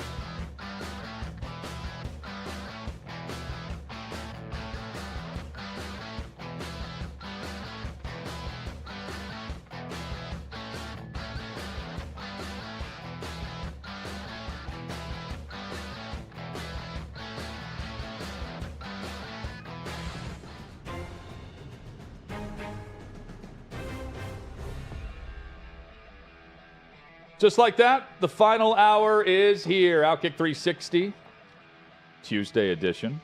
Coming up, Chad, outside the box discussion, and we head to the head of the English department at Washington State University. I can't wait. By way of Idaho, right? So it says on his Twitter bio that he lives in Moscow, Idaho. Buddy Levy is going to join us in 20 minutes. I think the two towns are close to each other. He is, I haven't looked up the exact He's the distance. co-author for the book Geronimo with Coach Mike Leach, who passed away late last night at the age of 61. And we've been telling stories and reminiscing a bit on some of the top things about Mike Leach, which the list goes on, and the outpouring of stories, the universal love for him. While that happens in sports, that happens across the country in moments like this for entertainment and politics or whatever it might be. Chad, it is normally, it's very difficult to find the number of, especially on social, all the stories, the number of stories that just pop to mind that have nothing to do with what the guy is employed to do. Right? Like, yeah, it's incredible. I would say the vast majority of the stories, vast majority, are things off the field, conversations, thought-provoking details about a subject matter that had nothing to do with the X's and O's that he's known for. And across the sports landscape, no one's doing that. Yeah. Charles Barkley's known for that, but no one's truly doing that. And no one weighs in on everything and is entertaining when they do so. Like who else comes to mind that's a coach, a current player? No one is jumping in or I say jumping in. It's a personality-driven trait, and it is a true gift to meet someone, and as that person, you can make them feel like in 5 minutes that you've known them for 5 years. Very few people you come across are like that, but it's even fewer in a current employment like Leach was, and to have the jobs he did and win at the same rate that's required to be able to stick around and be trusted in that way. Yeah, it's remarkable. By the way, Moscow, Idaho to Pullman, Washington, 15 minutes apart. 9 miles separate the two, just over the line. We're looking forward to the conversation coming up. Here's one of those stories, though. Hutton. Yes. Talking about all the stories coming in. This is from Lincoln Riley. Okay. When he was on Mike Leach's staff. This was in a staff meeting one day. Says Coach Leach picks up the phone during the meeting. It rings. He says, "Hey, how's it going?" Then he listened for a second, and he asked, "Where are you calling from?" He kept talking on the phone, and we all eventually just sort of tuned him out during the meeting. Now, a short phone conversation for Coach Leach is at least an hour. So he was talking about this and talking about that, and I was kind of hunkered down working on my own stuff. At some point, the call got dropped. They must have lost reception. And Coach Leach says, "Can you hear me? Are you there?" Then he closed his old school flip phone. You guys think my iPhone 5 is old. He had a flip phone. Swung it back open and redialed. He said, "Hey, sorry, I lost you." Then they resumed their conversation for another 30 minutes or so before Coach finally hung up. After he was done, we start talking, and I said, "Hey, Coach, who was that on the phone?" He turns to me and says, "Oh, they had the wrong number." That is vintage Mike Leach right there. Incredible story. That was tweeted out by Cam Mashburn. And thank you to all of the listeners and viewers who have sent us different stories that they've compiled on the internet today. Oh. And that was one of them that was passed along to us. That's amazing. Just, hey, well, where are you from? Where are you calling from? And just talk to someone that had a wrong number for over an hour about everything under the sun. David, and I'm sure made their day. No doubt. David Pollock tweeted out, Mike Leach was one of one. Quirky personality with an unbelievable football mind. Look no further than the Heisman Trophy. 1 to 2 and 5 finishers. Coaches either played for it or coached under Leach. Praying for his family and friends. Going to be hard to replace that space in their hearts. Sonny Dykes, it's hard to put into words what the impact of Mike Leach had on the players he coached, the game of football, and his personality. He was unique and independent with his thinking and a great friend. No one had a greater influence on my life other than my father. Rest in peace, Coach. That from Sonny Dykes. And Chris Parson, who we mentioned is a commitment to Mississippi State, quarterback right down the road here in Middle Tennessee. He tweets out, "Extremely thankful to have a relationship with you, Coach." He tweets out a photo of him at a recruiting dinner. I was looking forward to playing with you and playing for you. I appreciate you taking a chance on me, and I'll always remember how fun you were to be around. An incredible football mind, but an even better person. Rest easy. And I think that's the impact. Is it's not just the former players or current players; it's the future players. And the connection that he has in that recruiting element, and it's just fascinating. All the different conversations that you could have with him. And the fact that he ran about 20 plays total. Yeah. 20 plays in their playbook, but they ran them with such expert precision that most teams could not stop it is really fascinating to me. In this era of all of these wrinkles and formations and everything that coaches will do and all the different plays they have, and looks like you're looking at an Encyclopedia Britannica when you're looking at a playbook. He had you could put his playbook on a cocktail napkin, and they would have still won most games. Speaking of cocktails, Max Olson tweets out, Mike Leach was the kind of guy who drank Tito's with unsweet tea because it didn't taste good, thus preventing him from having too many. Next level thinker. So he would make the drink taste worse so he didn't have too many. He goes, by the way, that's a true story. I had one with him once. It wasn't great. I love that. I also love the story that you read earlier from the Mississippi State baseball player where he was chugging water out of the faucet in the suite, drinking straight from the faucet. Yes. It's just, sad. You were talking about who could take that play, and no one could, because you'd almost have to be phony. Yes. In order to do that, because he's so genuine in who he is, in his legitimate intellectual curiosity with every subject. But I look at like a Mike McDaniel and think, that's an interesting guy. Yes. I would like to hear more from him. Yep. I'd like to watch him interact more, but it's just so different in the NFL. It's so homogenized and corporate with how everything's done with media availability. I don't think you'll see it to that level. Now, if Mike McDaniel got fired in Miami at some point and became a college coach, maybe you see some of that, but there's just no quick successor to all that. Lane Kiffin has some of that and is a very intelligent person, but he's way more deadpan, smart aleck, trying to troll and gig people. Where Mike Leach would just give you his whatever was on his mind. We talked to Ken Wilson about it, who coached for him, and said anything he thought of, he would say. He'd say to you, he'd say to the team at any point. Well, it's part of what we talk about a lot with Clay. The lawyer. He's got the law degree. That's what Mike Leach had a law degree from Pepperdine. Yep. And the way Clay's mind works, he's thinking 3 topics ahead of the conversation you're having. And I joke with him, if he ever says yeah, he's on to the next thing in whatever topic he's got going. Mike Leach had a law degree from Pepperdine, did not take the bar exam because he asked his wife, do you want me to come home miserable and making a lot of money, or come home happy and not earning as much money? And she told him that being happy was more important. And there you have it. Mike Leach, the head football coach, with all of that. We'll get some more perspective on Mike Leach, the author, coming up in a couple moments. The NBA chat, I like this, renaming several awards. We've got the Michael Jordan Trophy, which is going to the MVP in the NBA. The Akeem Olajuwon Trophy for Defensive Player of the Year. Wilt Chamberlain's name will be on the Rookie of the Year. John Havlicek, Sixth Man of the Year. And I think they've announced a few others as well. But I like the fact that they're now pairing the greats with the current guys and the brands behind it, because our era is represented on these trophies now, if you really think about it. Yeah, who was even on the MVP trophy before Michael Jordan? I'm not even sure. I'm not sure either.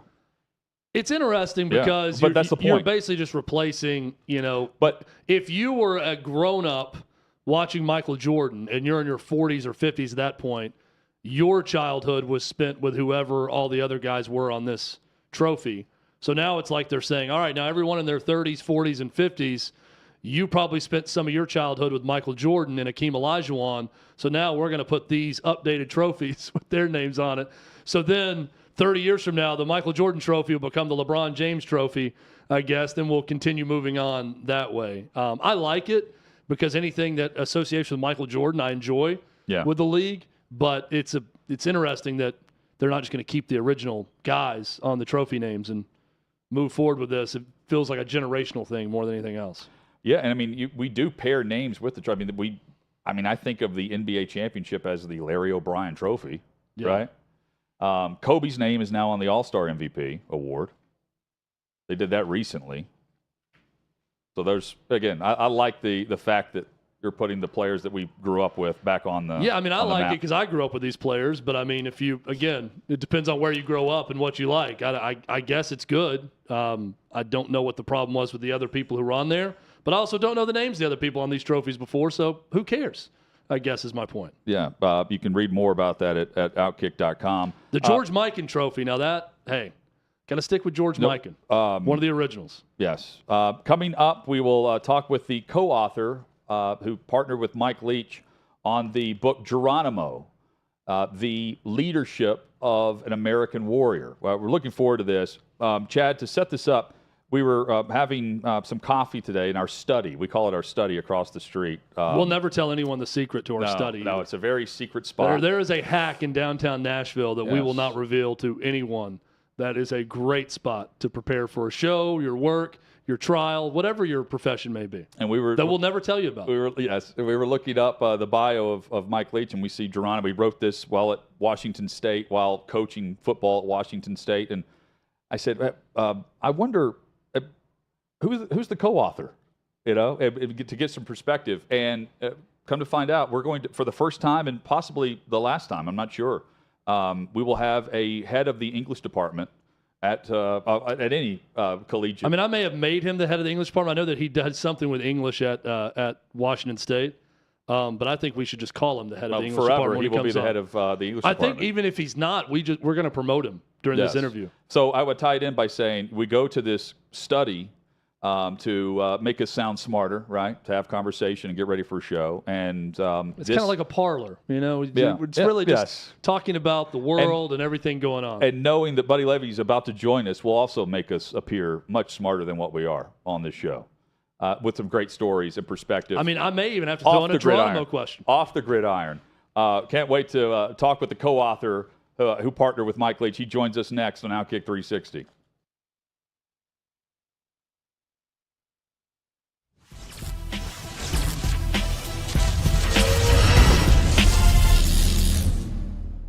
Today's edition of the Trey Wallace Podcast. Happy to be joined by Barrett Salee. Everything is powered by OutKick.com.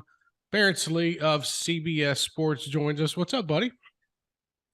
Oh, just getting through transfer portal palooza, bowl games. It's funny, Trey. I don't know if you feel this way, but I've noticed this for a while now. The offseason in college football is so much crazier because there's no structure to it. Like there's not like a pattern like there is during game week. I mean, it's been crazy the last couple of days. It hasn't stopped, and that's the wild part about it. I mean, we were sitting in Atlanta on Saturday afternoon and watching Georgia demolish LSU, and we knew what was coming on Monday. And I don't think we expected it to be as we knew it was going to be crazy in a sense of there's going to be a lot of people testing the waters. But man, what we are seeing in the transfer portal, Barrett, it is setting up for the future. And there's a lot of kids that are going to be looking for homes after January, I think, that aren't going to have a spot. Yeah, over 1,000 kids in the portal as of this morning. I kind of thought there would be a small group that, just put their name in just every single year, which, I mean, look, I get it. It makes sense. You're going to improve or you're going to have issues. And so you want to find different spots after every season. And, I understand that, but I mean, it is just nonstop. The names that get put in there, I think that coaches and even players that are not putting their names in the portal probably did not expect the Wild Wild West to be this wild. And the fact that you're getting so much booster money, collective money put in, the NCAA has got to be throwing their hands up in Indianapolis like, what do we do? What do we do? Because you're not supposed to recruit with NIL inducements.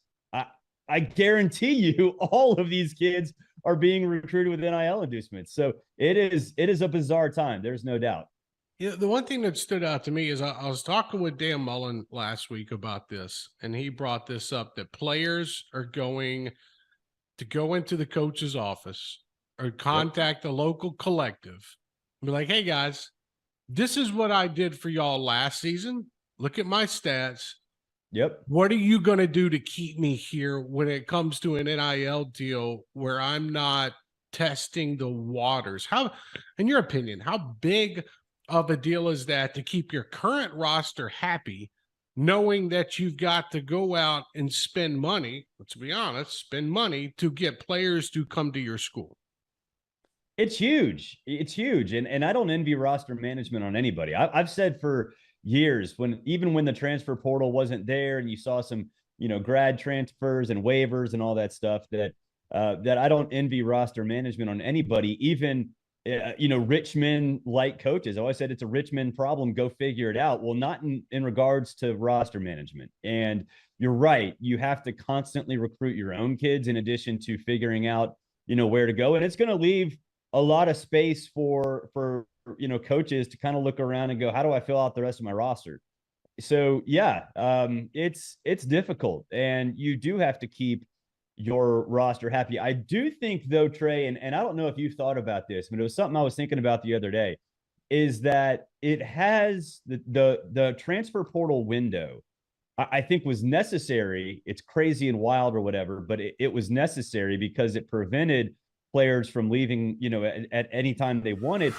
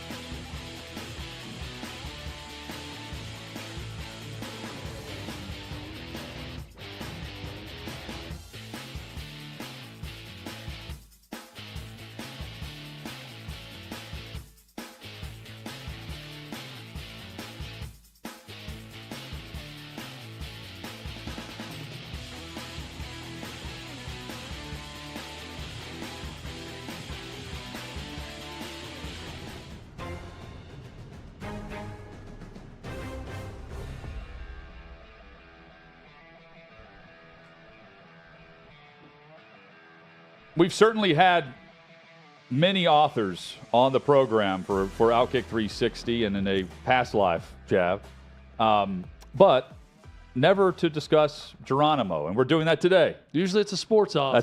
That's right. To discuss the passing of Mike Leach, unfortunately. Sad that at the age of 61. Such a great person and someone that you could have a conversation with about literally anything. And if you didn't know him, you'd sit there and listen to him because he was so fascinating. And a case in point, the co-author of Geronimo, Leadership Strategies of an American Warrior.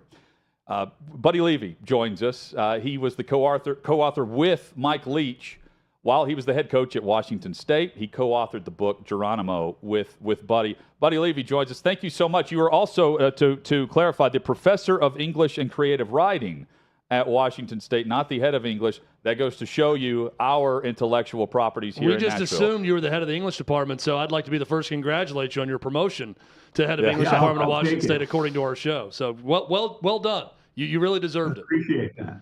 So how did this come about? The beginning of this book and partnering with Mike Leach, I take it there were conversations had beforehand about this project.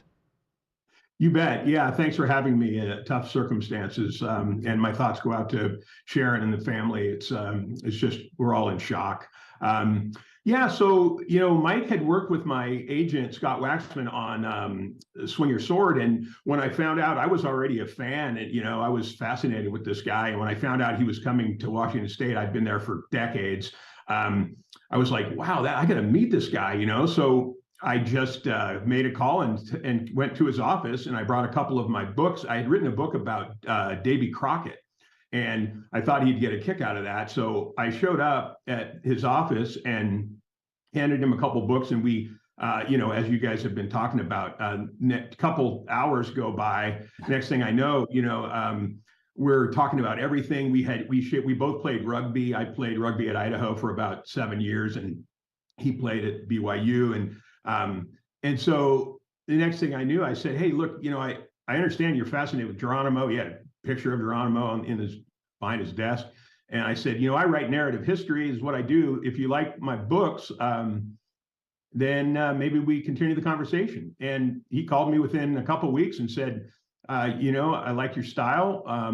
Maybe we can pull this off. I can't do it myself. Obviously, I got a football team to coach here. And I said, well, I'll do the heavy lifting on the research, and we can figure out a system that works for us. And that was the beginning of it. That was we wrote in the summer of 2013. What was that system in collaborating with him on this book? Because, we're curious because we talk to so many coaches who they devote every waking second, to football and have no real other interest. Mike Leach is being celebrated today for being the opposite of that, having many interests. So what did that workload look like in terms of you guys writing this book together? You bet. And you are absolutely right. I've heard a lot of people use the term quirky and innovative, but, he was driven and dedicated man. And so it was an unusual circumstance. As you mentioned earlier, we live about 9 miles from Pullman. I'm over here in Moscow, and I would commute on my bike over to this little cafe called Cafe Moro, and Mike would walk from his house and meet me there, and I would have already gotten some drafting done, and then we would go to this cafe and sit for hours before he had to go do his coaching. I'd go over there in the morning, and but I got to tell you, it was hard to go anywhere or get anywhere with him because he was so gregarious and so chatty that we'd be waiting for our latte or coffee in line, and the next thing you know, he's talking to a student or talking to the barista, and I'm watching the clock going, I got a deadline to make on this book. But he was so interested. I would deliver a bunch of draft material, and then he would read it, mark it up, and send me back to the drawing board and ask me a lot of really probing, detailed questions about, questions like, okay, so if Geronimo and his crew are running from the U.S. government, how are they, making their moccasins along the way? Where are they getting water? What do they eat? How do they steal horses? Exactly how do they steal horses? Give me the technique. It was remarkable. Buddy Levy, our guest, the co-author with Mike Leach, Geronimo, Leadership Strategies of an American Warrior. What was it about Geronimo that fascinated Leach the most? Because you said that he had, you knew he was a fan of Geronimo before you even had the conversation about the book. What was it that drew him to him? Well, I think he, being from Cody, Wyoming, the American West, and steeped in, the frontier, I think that all played a role. Geronimo, individually, I think he really, really admired his kind of outlaw nature.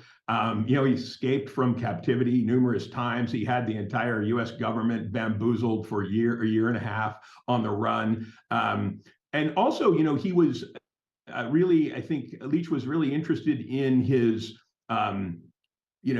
Geronimo's tactical maneuvering. And he, it was funny too. We talked for many, many hours. You guys have spoken about how broad Mike Leach was in his knowledge and interest.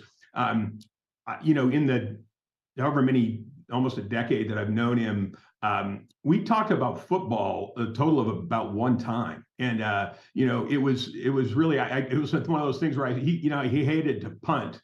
So one time I said, well, if you're going to punt, if you have to punt, maybe use a rugby kicker or an Aussie rules kicker. And he's like, yeah, I'm on that already. Buddy Levy, our guest, who co-authored a book with Coach Mike Leach. If he were to write a third book, what would the topic have been based on your conversations, if you had to guess? Oh, man. He was really interested in conspiracy theories of certain kinds, and I'm not talking about kind of the modern ones, but I did a TV show called Decoded, and he was always asking me. It was about solving historical mysteries, and Coach was always asking me about DB Cooper and about Area 51, and so I think he probably we would have done a pretty cool book that dealt in some way with some unsolved historical mystery. That's what I think. What was his relationship like with the entire Washington State community? I've seen the feature of him riding his bike around and walking a lot of places all over town and on campus. You talked about him walking down. You would bike over to a cafe. He would walk down to that cafe. What was it like being a part of the faculty with Mike Leach being a part of the faculty in Pullman? Oh man, the guy was beloved, really. I mean, obviously he was controversial, as you guys mentioned. He said whatever came to his head, but the Palouse loved him, and he was incredibly generous with his time. One of the things that I'll remember most, I taught a lot of players that ended up, being on his team, and in the first couple of years, I would be up in the booth with my family in Sharon's booth. And after a couple of years, he said, what are you doing up there? You can't, that's not where the action is, man. Come down with us. And so he got me a field pass with Dave Emmerich. They got me a field pass, and I usually could bring someone. And I have just incredible memories of, being in the locker room before the game, hearing his speeches, running out through the tunnel with him and Emmerich and the other coaches and the team, and that, and then being on the sideline for some just tremendous games. But, like you said, everywhere he went on campus, he was just so thoughtful and generous with his time. And there was no one he wouldn't have a conversation with. And so I think, the Palouse is really hurting today. It's reading through all these stories of Mike Leach has been almost overwhelming, but in a good way. And one that I came across was in 2008 when he was at Texas Tech. It was headed for a three-way tie atop the Big 12. And Oklahoma ended up winning the Big 12 based on their BCS ranking at the time. But Mike Leach proposed a way to break the three-way tie. He said, let's look at graduation rate of each program. And he said, we're top 5 nationally for a public school at Texas Tech, so I feel good about that. And then kind of said, we all talk about student athlete and act like we're serious about it until it's time to break a tie in football or something like that, and then we're not very serious about it. He was a guy who was serious about academics. Clearly he was intellectually curious, but he was serious about that with his football team also. And throughout his time, the graduation rates of his teams backed that up. That seems like someone who gets along with the academic side of a university. Am I wrong or right in stating that? No, you're absolutely right. He had great ties with the academic community, and I have to say that he had a mantra in the locker room. You guys probably said it before, but do your job. He said that all the time, and he would stress to the student athletes that that doesn't just mean on the football field. You've got responsibilities academically, and he took that very seriously. Buddy Levy, our guest, author. And certainly with the show Decoded, and with a great series on the History Channel as well, which I hope I can ask you a question about at the end of this, Buddy. Can you elaborate on the bear hunting experience with Leach, on the story? Oh well, I never went bear hunting with Mike. No, Leach. in the book Geronimo. Oh well, yeah. Give me a little prompt. I'll pull up this up in just a moment, and I'll read it from one of the pages I'm looking at here. Aside from that, you mentioned his wife. How well did you know his family? Because you're in the booth. You mentioned at the games.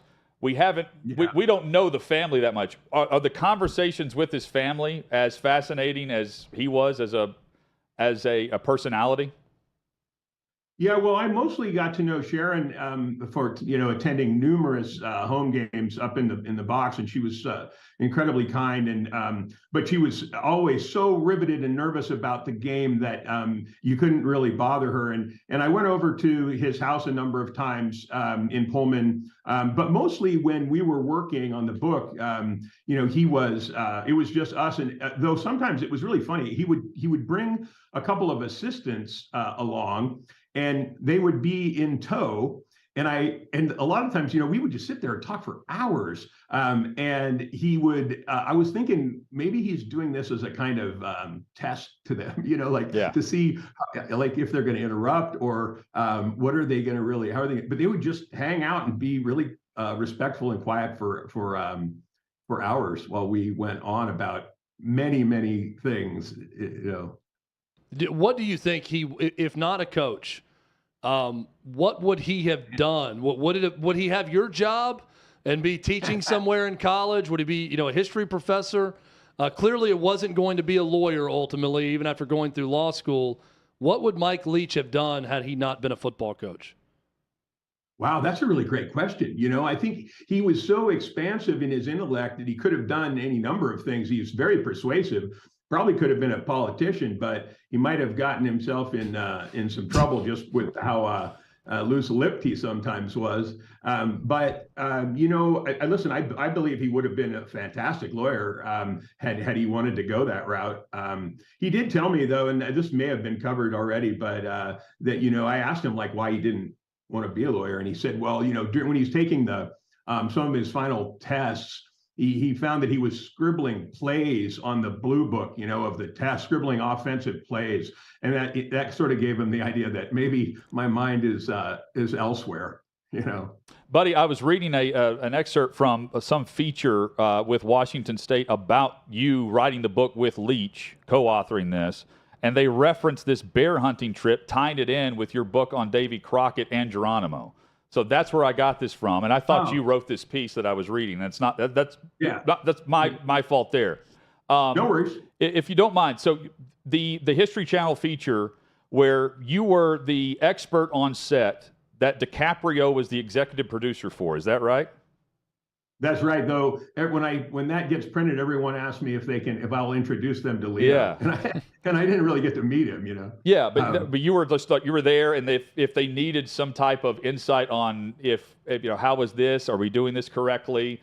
Did you have any? Go ahead. Well, actually, I was an on-camera expert, a talking head, not unlike this. Okay. But I was talking. It was called the Frontiersmen. The Men Who Built America was the series, and this one was the Frontiersmen. And so I was on with some other experts, so-called experts, mostly authors, talking about the life of David Crockett as he went.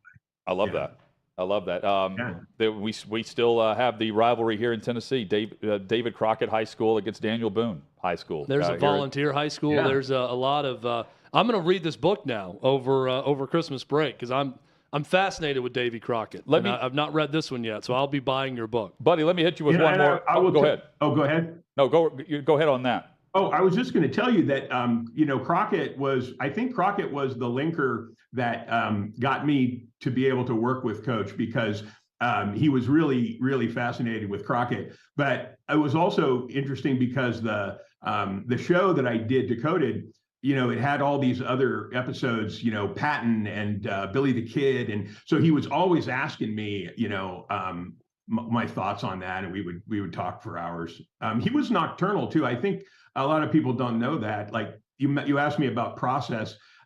One of the things he did he would call me at like 11:30 at night, and I'd be in bed, and he'd say, "Hey, can you get out chapter 8? I want to go over it word for word, start to finish until we get it right." Did he sleep? If he was meeting you in the morning, and I mean, because there are countless stories about people. We had a coach on earlier who he wanted to go to an 11:30 movie when they were on the road recruiting, and he's like, "Oh, this is the time I usually go to bed, but okay." Yeah, I don't know how much he slept, man, but he was so meticulous. That's what I was impressed by. He really wanted to get it right. And I would be all blurry-eyed, go down to the office in the house and pull out the laptop and go, okay, fire away, coach. Final thing for you, buddy. We'll tie it back into Leach. If we're writing chapter 1 on a book about Mike Leach, do you think it's about football? Are you leading with football or not football? Definitely not football. I mean, look, he was an innovative football coach. And by the way, how many football coaches have been on Friday Night Lights? But he was just an interesting person. I think I would lead with him on a boat in Key West or something, hanging out in Hemingway country, talking about random subjects for all hours. And I asked a previous coach that we had on, I said, how long do you think he would continue to coach? And he said, probably not too much longer, but I don't know what he'd be doing. I could see Mike Leach hosting a show like Decoded with you. I think he would. It's funny because we talked about that. I had my last correspondence with him was on November 28th. We were texting back and forth. I sent him my new book, and we were going to talk about it after the season. And but a number of times, we did a lot of phone, a lot of time on the phone. And he said, "Hey, when are we going to do the next project? We should probably do a show." And I'm like, "Yeah, we probably should." Thanks so much for the perspective on short notice here and how it all came together. We appreciate the insight, and you gave us a different side of Mike Leach, the author, instead of the coach, which is really cool. Thanks a lot, and thanks. Appreciate you guys. Absolutely. I would have loved to watch that show too. Thank you, buddy. Appreciate it. Buddy Levy, our guest, and I'm buying the book. I'm ordering right now off of Amazon, and I look forward to it because been read a couple of things this summer, and I'm looking forward to this just based on the storyline of Buddy there, but also knowing Leach's passion for it. Geronimo and Davy Crockett books from Buddy I will be purchasing and reading. And many more at buddylevy.com.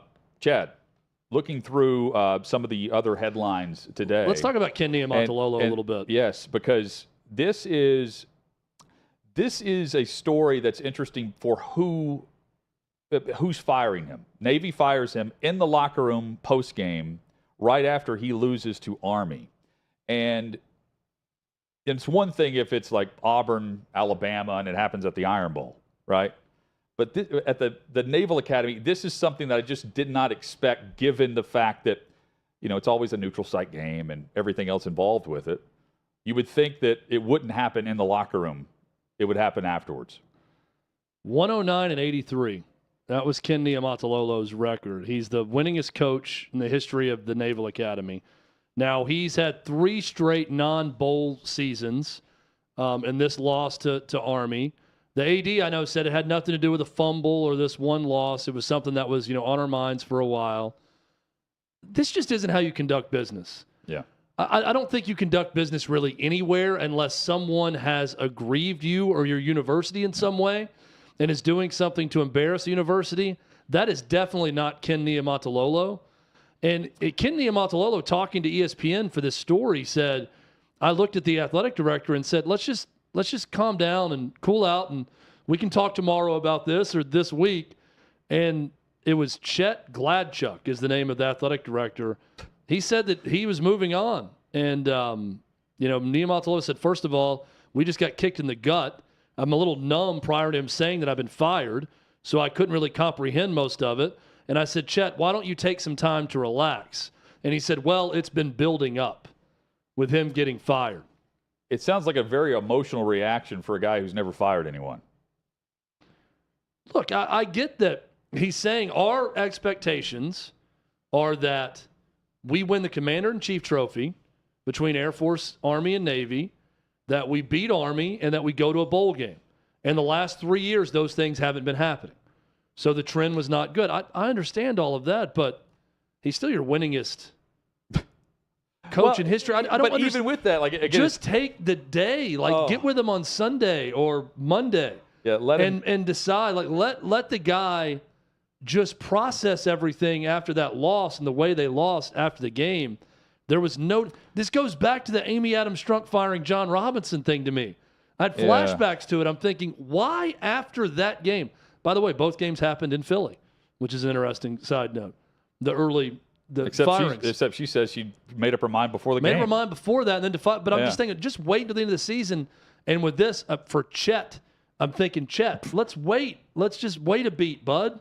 And let's do this on Sunday or Monday. There's no need to fire the head coach in the locker room. It's a very odd story, especially at a place like Navy, for this to happen. And also now you've got Ken Niumatalolo saying, well, here are the things that we have to go against at Navy. One of them being there's no exception to give a guy an extra year of eligibility. So the COVID year said we're playing a lot of freshmen and sophomores against sixth-year players. Army allowed it. Air Force allowed it. The Naval Academy, you have 4 years of eligibility. That's the rule at the Naval Academy. He talks about sharing an indoor facility with the gymnastics team, and that there are times where they're out in the rain practicing because the gymnasts have the indoor facility. And he said nowhere else is that happening when we have this level of exposure. There's no drastic change with the transfer portal. You go there and you're the 4-year guy. And also, it's going to be very difficult to find another version of Ken Niumatalolo because he's had options to bolt. He did. And if he wanted, he'd probably thinking now, man, I should have taken one of those options before. But he was committed to the culture and the overall sales, the selling point of what the Naval Academy was and what it meant. And at one point, they were a very good, solid team. I mean, they're always a team you've got to prepare for because it's different. They're winning 9 and 10 games a year for a time, and easily, beating Army. They had that long streak against Army under him where they had the upper hand. They've lost that. Yeah. Jeff Monken now has the upper hand at Army.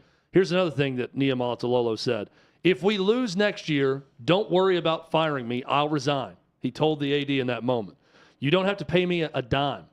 I'm not looking for a raise. I'm not looking for anything. I just want to finish out my contract. We're finally coming out of the pandemic. I'd be lying if I said I wasn't disappointed. I thought we stood for something different at Navy. Ken Niumatalolo is winning this feud with the AD. Now, the AD says we have corporate partnerships to worry about. There are very clear expectations with the program. I understand all that, but man, there's a time and a place. That is not the guy you fire in the locker room after a loss like that. Hit us up on Twitter with your thoughts at OutKick360. Coming up, we've got a couple of really funny stories with Mike Leach, the Pac-12 mascot fight, and how he signed one of his books for a fan, and it involved Craig James. Yes, it does. Next on OutKick 360. Yeah, I think because things, transitioned from that regime side to that fundamentalist side. So we also had to change some of our tactics and our procedures and everything else and how we did things to cope with these guys because they were coming up with some ingenious ways of doing things along the line as well with some of the IEDs, some of the, the booby trapping the houses, things like that, using the cell phones to call to detonate everything. So it became, I think, as much as you say, more violent in that way, because with the regime guys too, we knew that there was the end state was trying to get Saddam, so that we needed intel as well. We needed to gather that intelligence. There was only so much that was there from previous, just historical data. Then we had to actually make it real intel and workable intel. But with the fundamentalists, if you gave them a chance to vote, and we'd say vote based off, okay, does this guy want to is he going to go along with the capture or is he wanting to fight? And then let's see who wins. They would rather fight than do anything. There was, so many times guys would detonate suicide vests because it's like, well, they're not going to take me, clack themselves off, thinking they're killing, other folks around them. But, they just, I don't know, they just were different folks. And it was like we had to get more violent in a way, because again, we were going after intel and doing things and our procedures and everything on the battlefield just had to kind of adjust just like they were doing. That's crazy. I truly cannot imagine. And I was in college. I started college in 2010. So I was in high school when things were getting kind of real bad in the 06, 07 era. And I remember people would always talk about do we really need to be fighting these guys? Are they really that bad? I'm like, this Zarqawi guy is literally chopping people's heads off, right? And don't think it stops there. Like, if this guy could, he'd chop all of our heads off too. Fortunately, they dropped a couple bombs on him, I believe, if I recall correctly. So now I want to get into some comparing and contrasting. What were the big differences between fighting in Iraq versus fighting in Afghanistan? Was it mostly the terrain? Was it the level of the combatant? Like, what were the big takeaways that were different from each other? I think early on with Afghanistan was, everything was so spread out. Everything was so far in between, and we didn't have many helo assets early in the war, just because of how, basically really having to share them along with the other task force and things like that.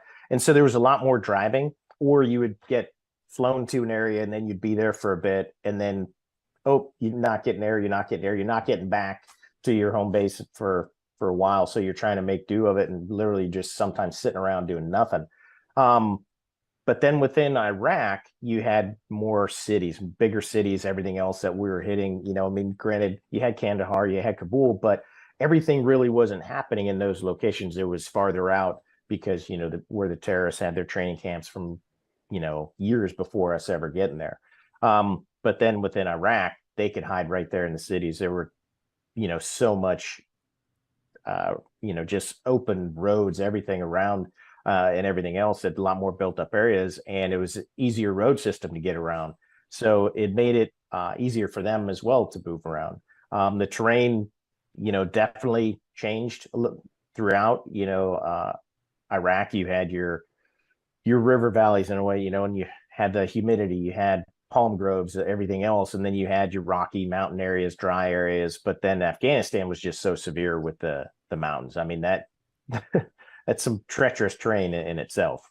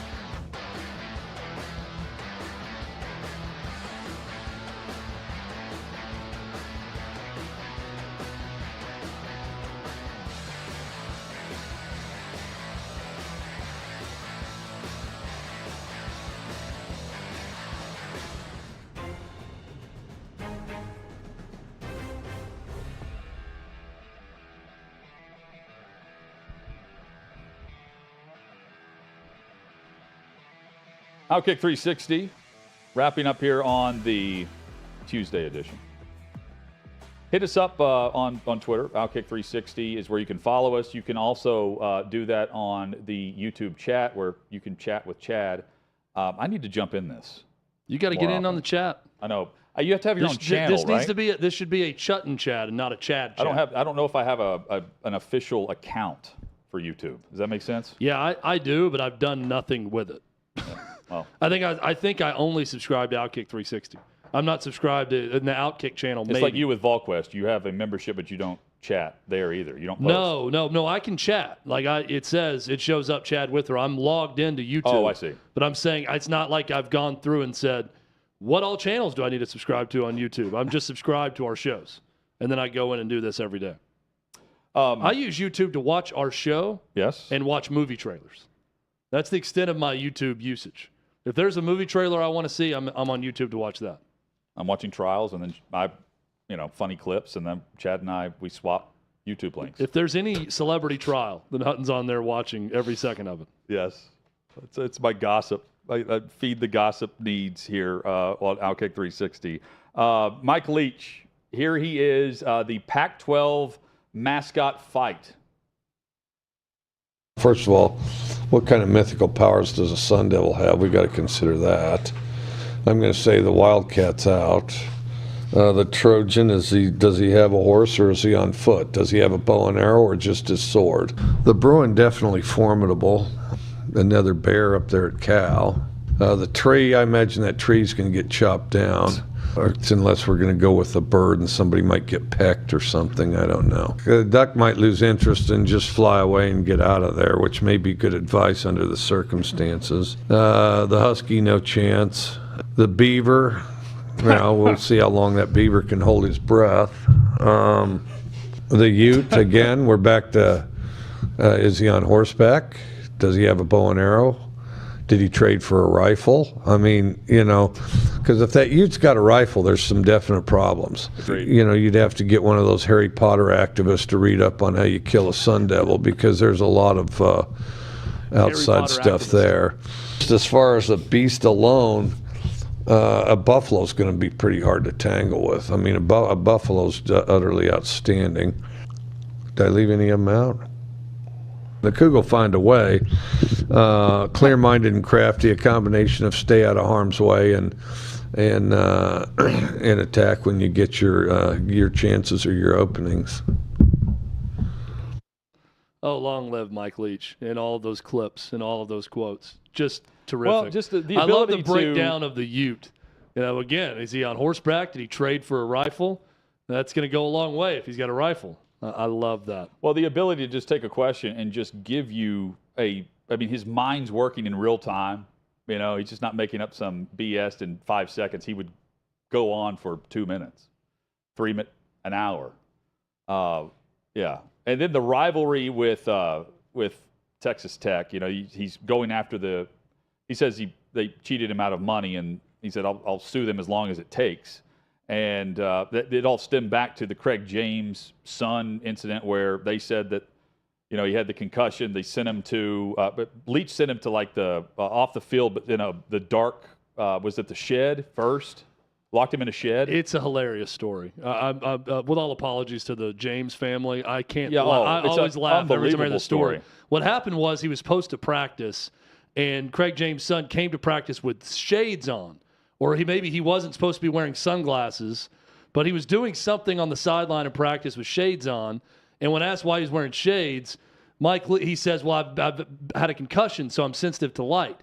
And he said, if that's the case, let me help you out. And he walked him to a shed and said, you can stay in the shed now so you're sensitive to light and stay away from practice at that point.